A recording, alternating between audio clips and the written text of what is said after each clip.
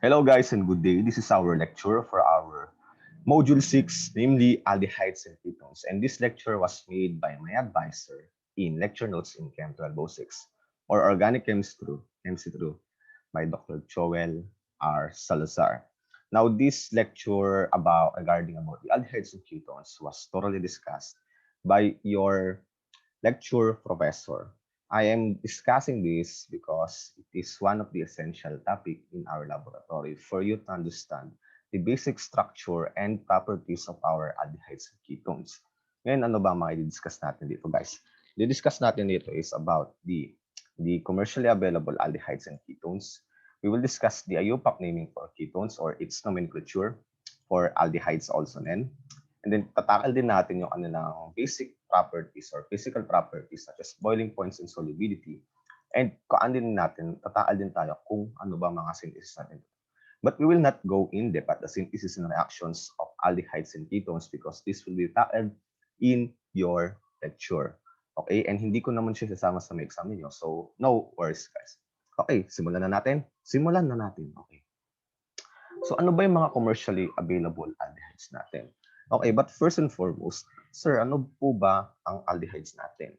Binabanggit niyo po siya, pero ano ba ang aldehydes?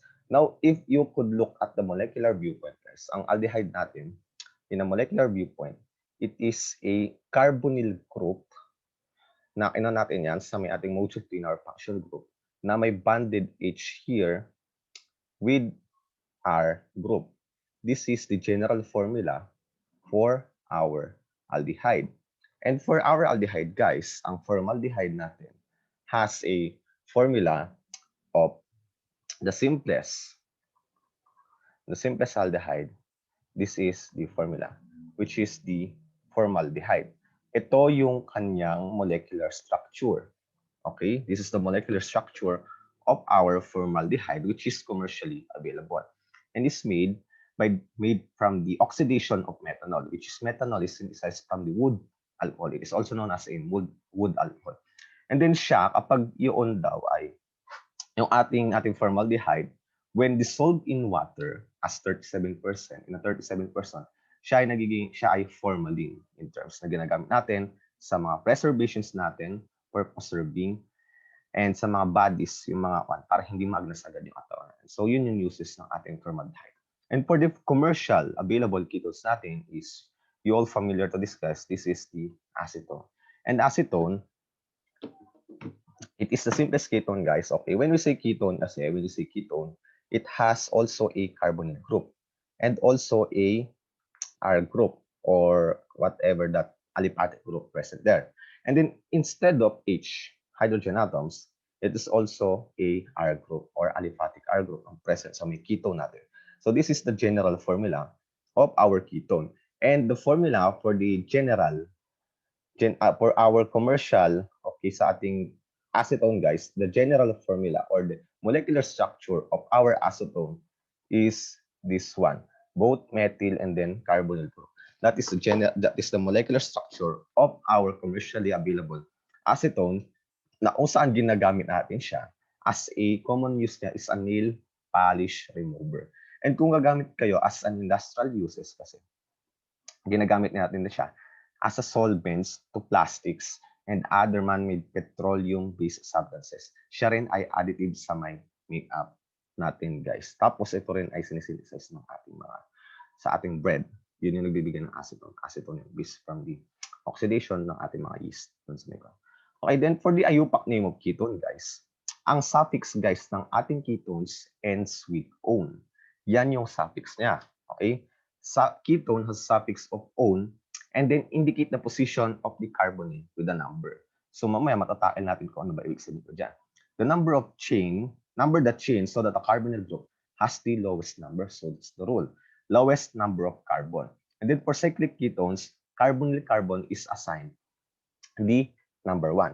So ano ba ibig sabihin ko dito, guys? Consider this example. Kunwari ito, we have this structure here. Mapapansin niyo, di ba, first rule in naming is find the longest chain. Pero meron tayong isang consideration. Hahanapin natin kung saan pinakamalapit yung ating carbonyl group. Saan siya malapit? Dito ba? Dito or dito? Siyempre, using our kuha natin, ito yung pinakamalapit. So this one is carbon number 1 and 2. And then longest chain, pwede siyang 1, 2, 3, 4 or 1, 2, 3, 4. Whatever, kahit saan dyan. Yun din naman ang lalabas. So it is a 4 carbon. So it is butane in terms of alkane. But since we have a carbonyl group, it is butanone. So 2-butanone with a 3-methyl substituent. So pangalan niya is 3-methyl 2-butanone. Ayan. And then next, sa ating cyclic naman, guys, na tinutukoy natin, this one will be treated as carbon number 1 automatically.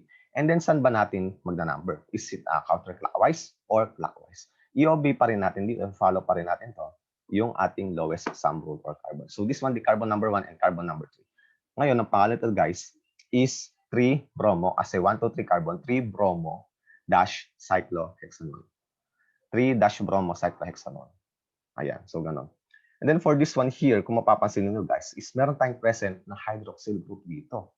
So, di ba sa may mga last discussion natin is mas prioritize yung OH group. However, since tumating na si ketone guys, siya na yung mas priority. Di ba? Pag sa alkene natin, alkynes, priority yung alcohol. Pero dumating na si ketone, so siya na yung mas priority. So, kukunin niyo yung ano na din dito, yung lowest carbon. Dito tayo mag-start instead na dito. Now, so we will name this as 1, 2, 3, 4. Sir, ba't hindi 1, 2, 3, 4 dito? Kasi nga, di ba, mas priority yung alcohol natin. Dapat tamaan yung carbonyl and alcohol. So, ang pangalan nito is 1, 2, 3, 4. That is 4 carbon chain. That is butane in terms of alkane. And then may ketone carbonyl group, so butanone. 2-butanone kasi carbon number 2. And then what are the substituents here? When, kapag yung alcohol natin ay naging substituents, siya ay hydroxy. And then we have these 3 methods. So, for hydroxy and methyl. Pero ano ba mauna? Hydroxy or methyl?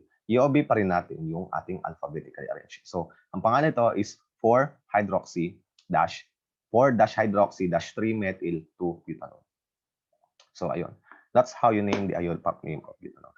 And then next, for the common names of ketone, here are the natin. Depende yun kasi sa may mga alkyl attachment to the carbonyl group.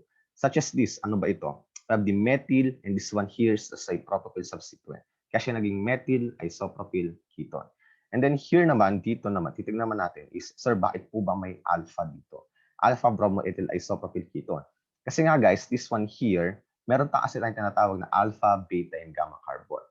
Ang titignan natin doon is yung from the start of carbonyl group. Dito, this is the alpha carbon, this one is beta carbon dito.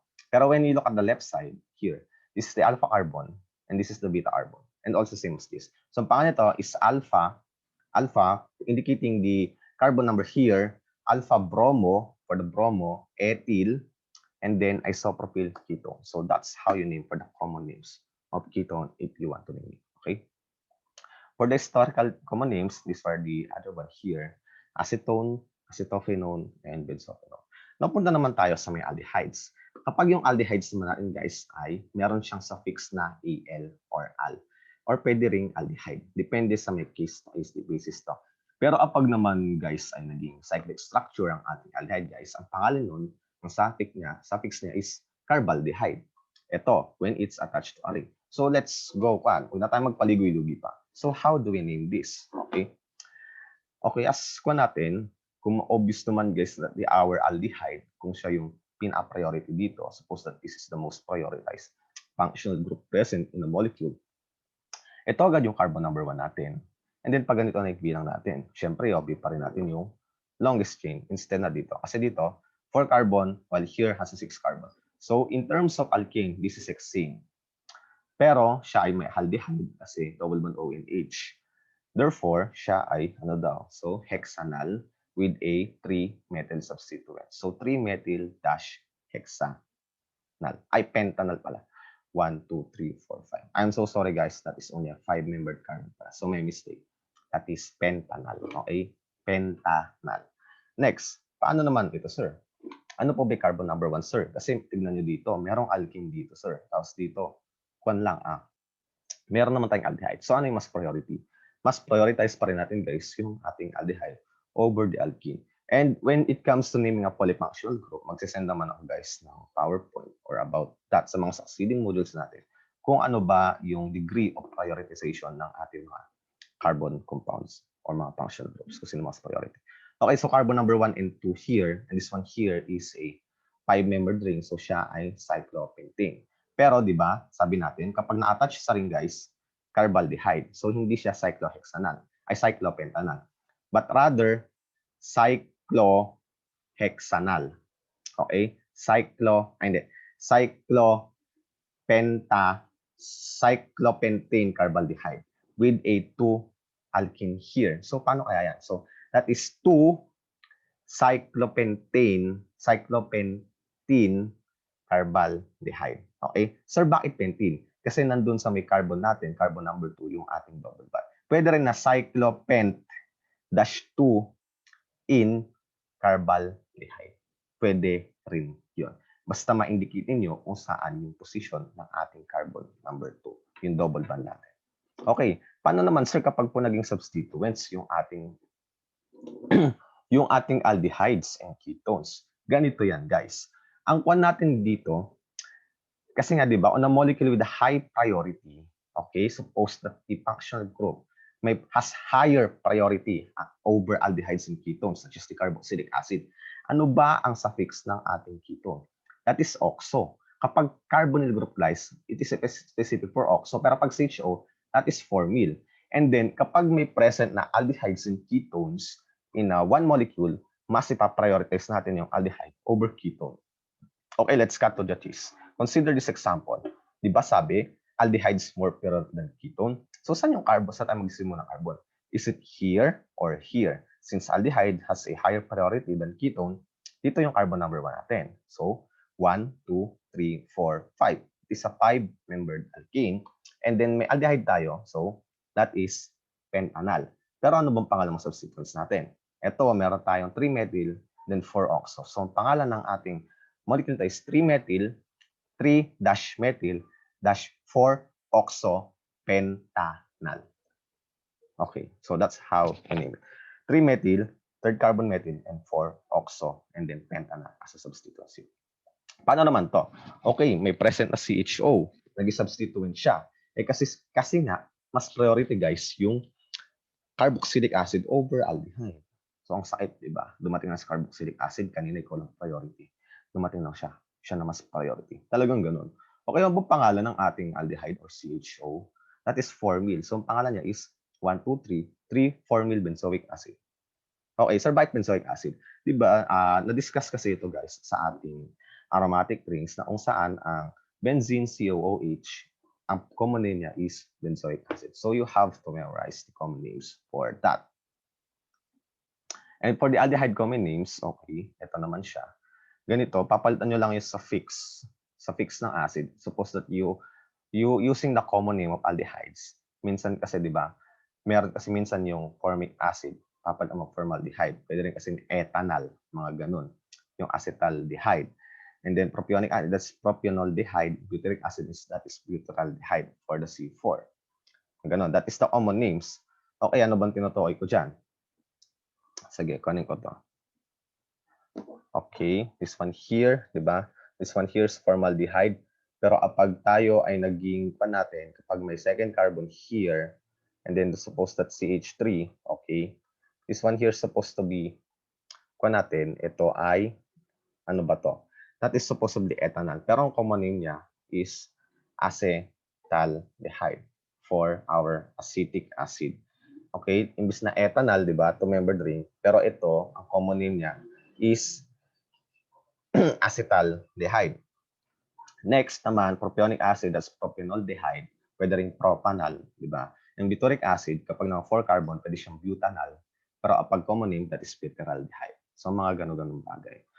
Now, for the final one natin sa ating discussion is the physical properties of our aldehydes and ketone. Boiling points. Sir, ano po ba ang nito? Bakit po ba mas mataas ang boiling point ng ating aldehydes and ketones kaysa sa alkane? Kasi nga guys, di ba, sa mga intermolecular forces natin, our straight chain alkane possessing a dispersion force, while the aldehydes and ketones possessing a dipole-dipole intermolecular forces. So ano ba mas malakas? Is it dispersion or dipole-dipole? Siyempre, dipole-dipole lang mas malakas kasi nga it exhibits a partial polar character and meron siyang dipole moments. Siyempre dito, ayan, makikita nyo naman yung trend, guys. Ayan. Dispersion with dipole, pero humina siya dahil sa dispersion. And then, dipole for our aldehydes and ketones, kaya mas malaki boiling point ng ating aldehydes and ketones compared to straight chain alkenes.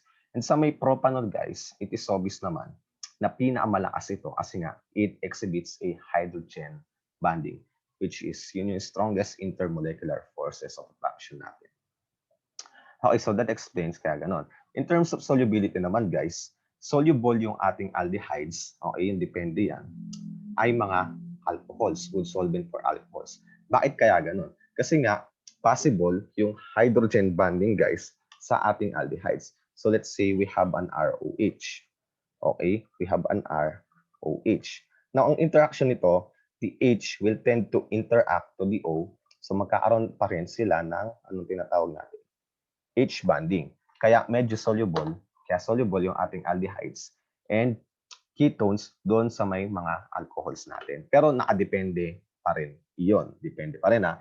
Kasi kapag 4 carbon na or butanol na ang present natin, that is borderline solubility. So i-consider nyo pa rin yung ating mga molecular structure natin.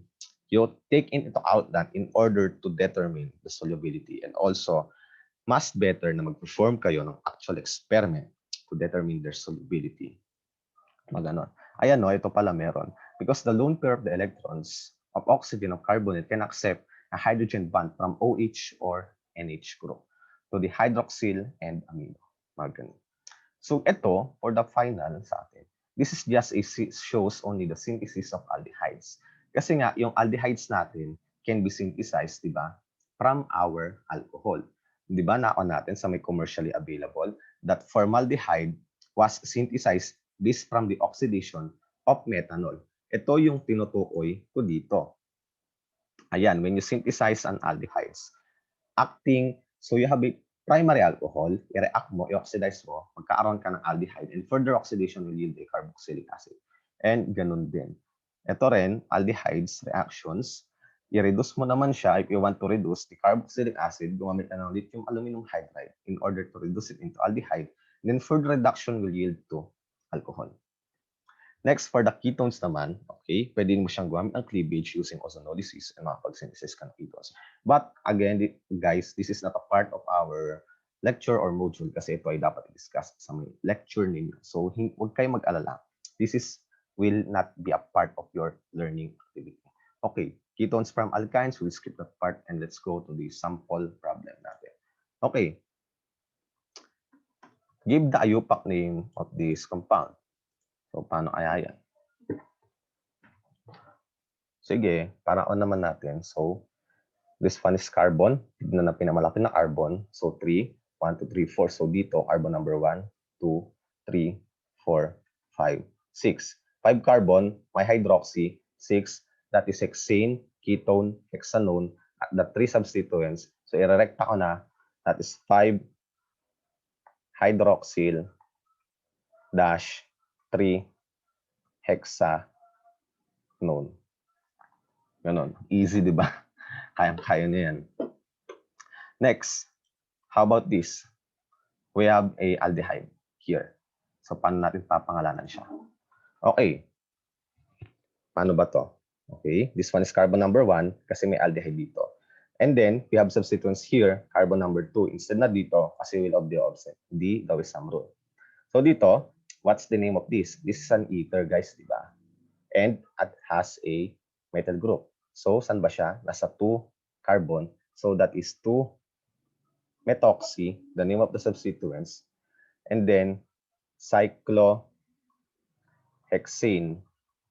carbaldehyde. Sir, bakit po carbaldehyde? Kasi naka-cyclic siya. Pero kapag naka-open chain yan, just like this, yan ay magiging lamang cyclohexane. Okay? And that ends our simple discussion for our aldehydes and ketones. And I hope you learned something. See you in our next module, guys, and have a nice day.